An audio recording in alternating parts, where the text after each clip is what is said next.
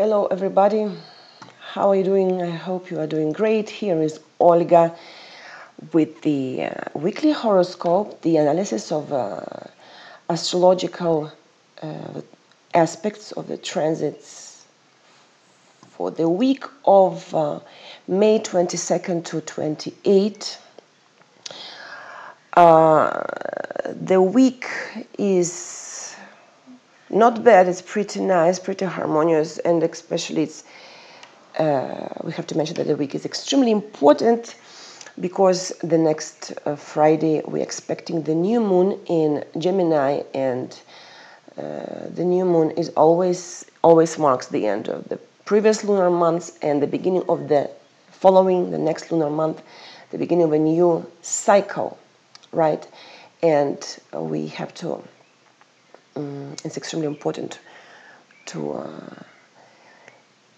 respect these rhythms, the cycles of planetary transits, in order to plan in the best way our affairs, what we do, our projects, in order to receive the maximum realization, the maximum productivity, and the best results. Okay, the best results. I will start, before to talk about the new moon, I will start with the actual aspects of the moon on Monday 22nd. The moon is waning, of course. We have like 4 days left before the new moon. The waning moon is in Aries and forms 4 aspects with other planets, which are once again contradictory. Conjunction with Venus, it's excellent. Opposition to Jupiter, it's tense. Square to Pluto is tense aspect, and sextile to Mars. So this day we may feel excessive desires, unrealistic needs, and a mood for excess. So we'll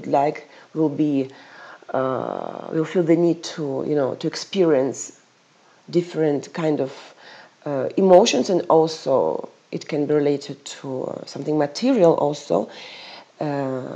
Any excessive desires and needs can lead to a sad end, because we'll have to look for harmony, for balance in everything. Okay, you agree with me, I hope.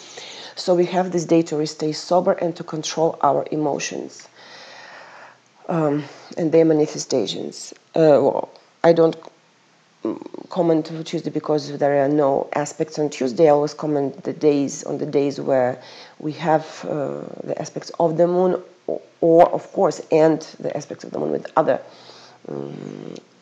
planets, and the aspect of other planets between them.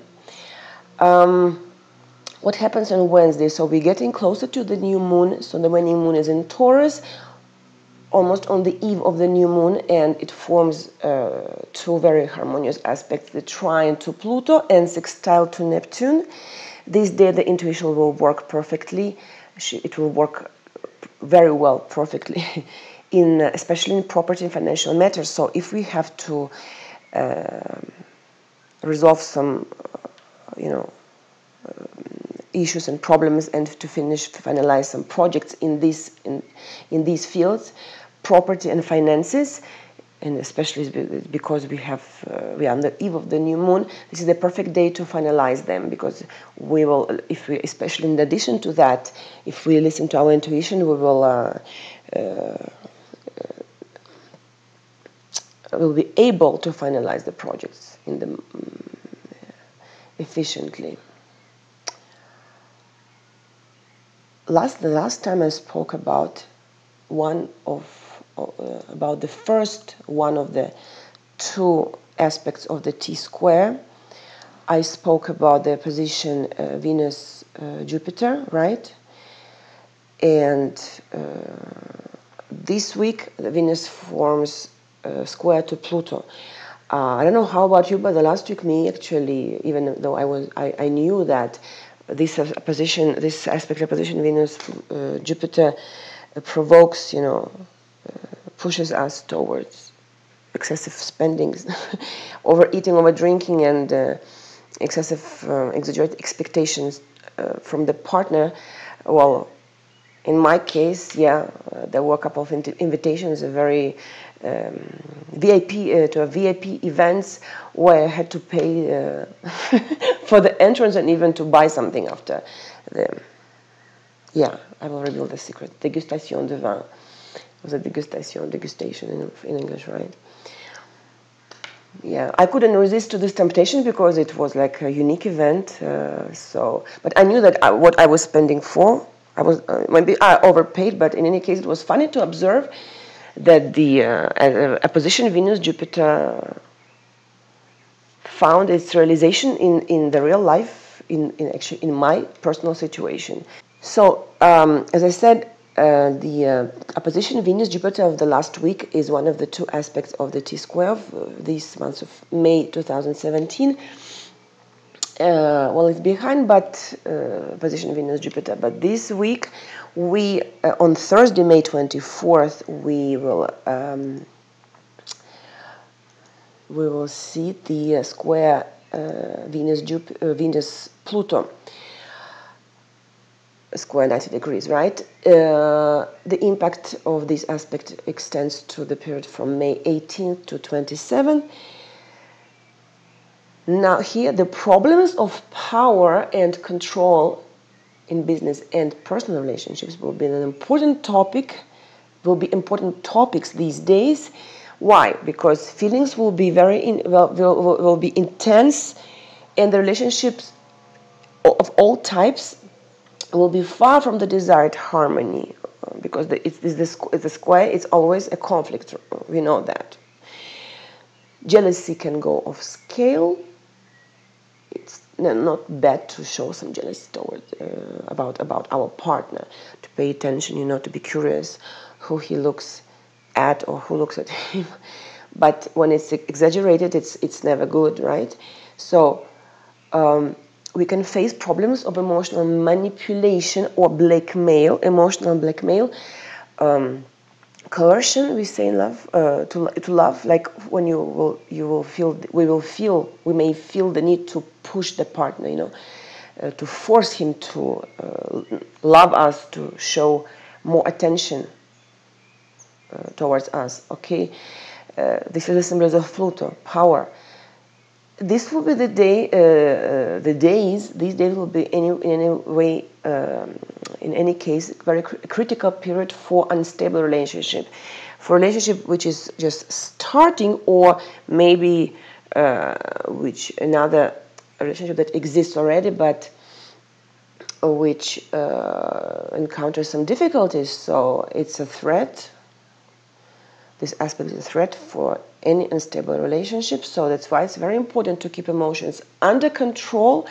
It's better not to clarify, not to try to, to discuss with the partner who is wrong, who is right, not to make categorical, demands, requests, since the probability of a breakup will be very high. But what is interesting is that this aspect has another scenario. Since Venus symbolizes partnership relationships, love, this will be a period of romantic dating, encounters, and even the beginning of dating. But the new relationship that will start on May 21st, 25th does not bear in the future stability and reliability. If we start a new relationship at this time, we need to be very careful, since this can be in the future a fatal attraction that can end badly, because this is a symbolism of Pluto. The need for deep emotions and very particular specific sexual desires. And it's not bad in itself, but since Venus is in square with Pluto, this brings it doesn't bring the joyful, promising future for the relationship that will start during this transit. Well, maybe some people are attracted, and the people who can be attracted by this type of relationship, because maybe they have this aspect square Venus Pluto in their birth chart, of course.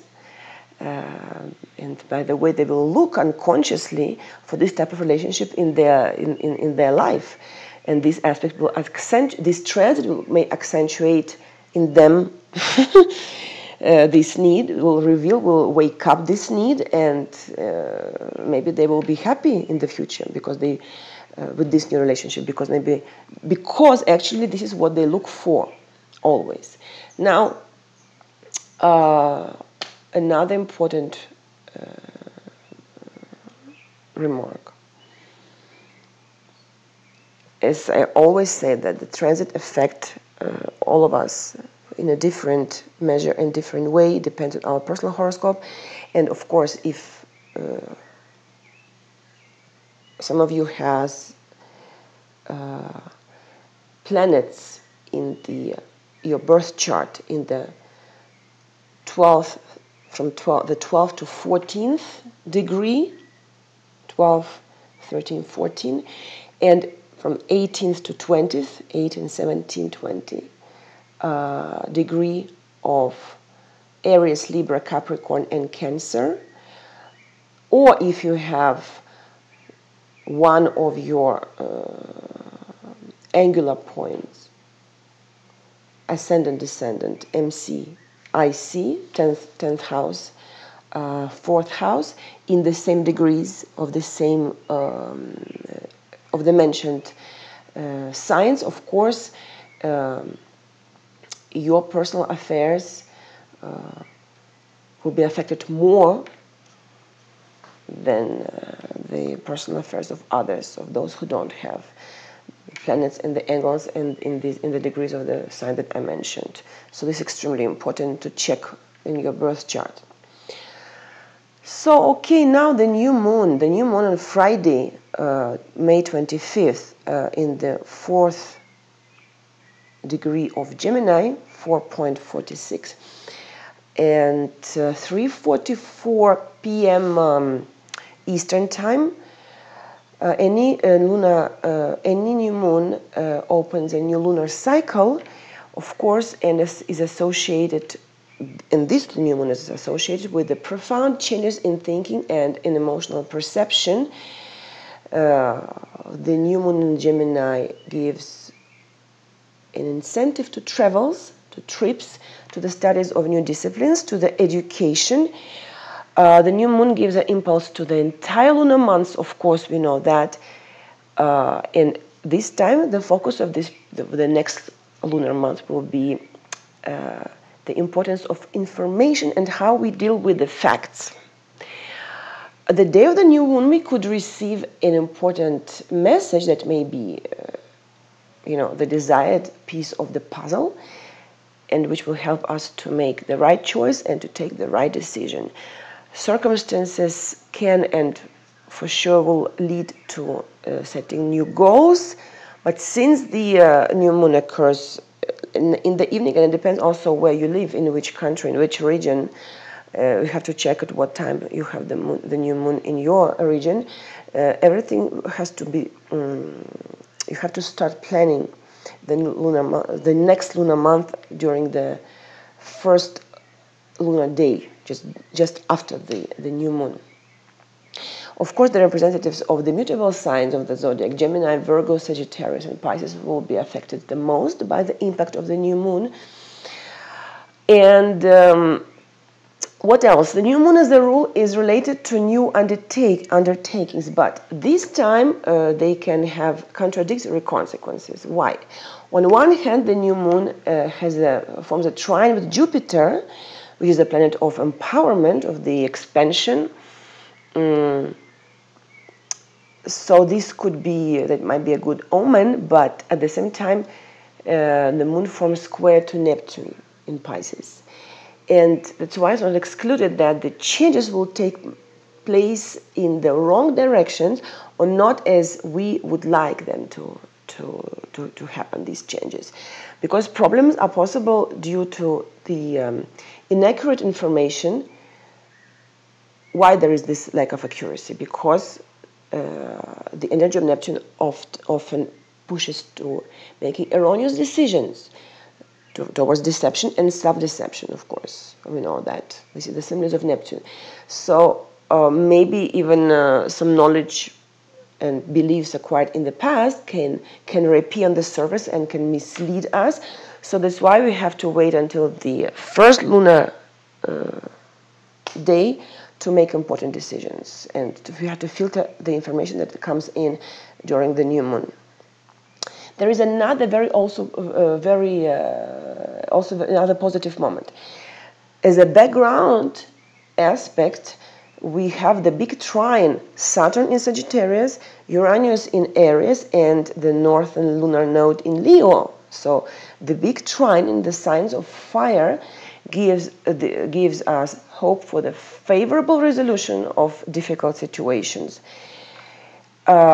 In addition, so you see we have more harmonious back aspects and background aspects the day of the new moon than the negative. So we have only one tense aspect, the square moon Neptune. The ruler of Gemini, the Mercury, the ruler of the Gemini in which the new moon occurs, is in a rather good position. It's not retrograde, and it forms a harmonious aspect with Neptune, sextile with Neptune. Okay, it's also very important to check each time in what happens with the ruler of the sign where the new moon occurs. So Mercury is just perfect, almost perfect. It's not in the sign of its rulership, but still it's not retrograde, and it forms a harmonious aspect with Neptune.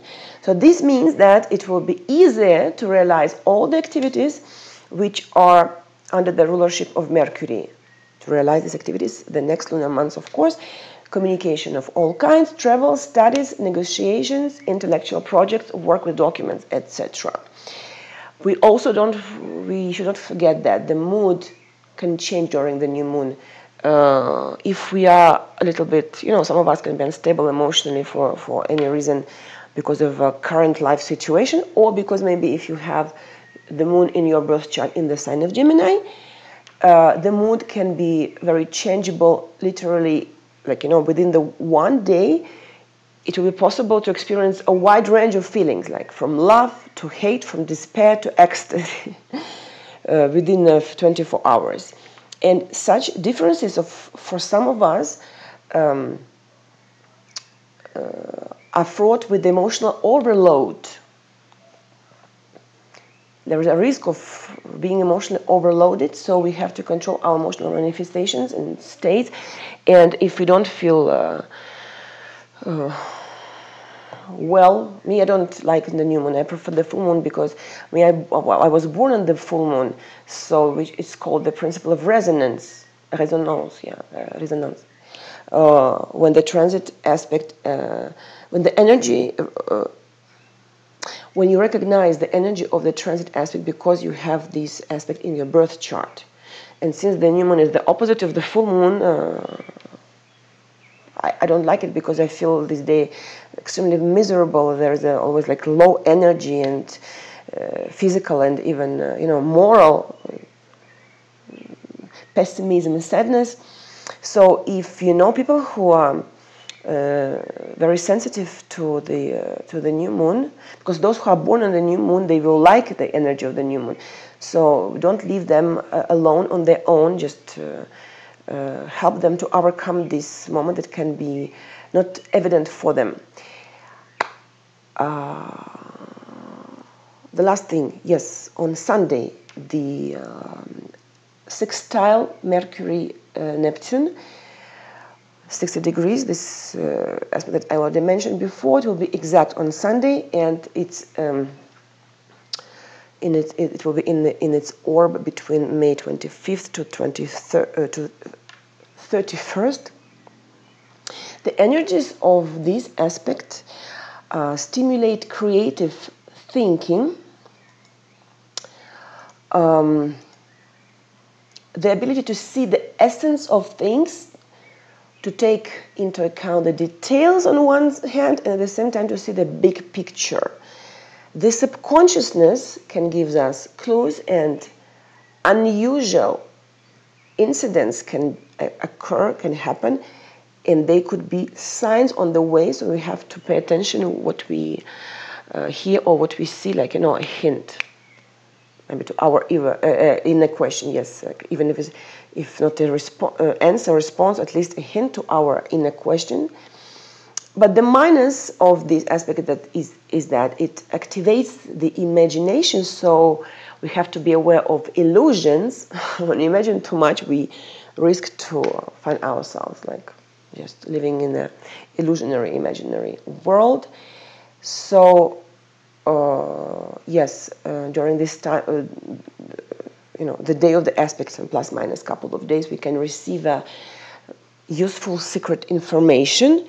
And of course, this is a very fruitful period for people of creative professions, because their work is to imagine. Poets, musicians, writers, artists, and designers. So, once again, it's personal, the impact of each transit aspect. I hope that you like the content and the delivery of this astrological information. I hope you will use it in a very productive and constructive way. Thank you very much for your attention. Happy new moon. Choose the right strategy of behavior. Visualize your next lunar month, and I wish you all the best for the upcoming week, and talk to you very soon the next week. Thank you. Goodbye.